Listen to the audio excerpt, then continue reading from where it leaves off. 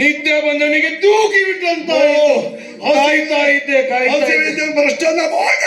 ಸಿಕ್ಕಿದ ಹಾಗಾಯಿತು.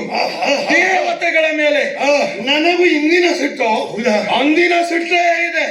ಹಾಗಾಗಿ ಅವರನ್ನು ಬಿಡುವುದಲ್ಲ, ಆ ಸಚಿದೇವಿಯನ್ನು ತರಬೇಕಪ್ಪ. ನೀನು ಕೈ ತೋರಿಸಿದರೆ ಸಾಕು, ಅವಳನ್ನು ಎತ್ತುಕೊಂಡು ಬಂದು ಕಾಲದಲ್ಲಿ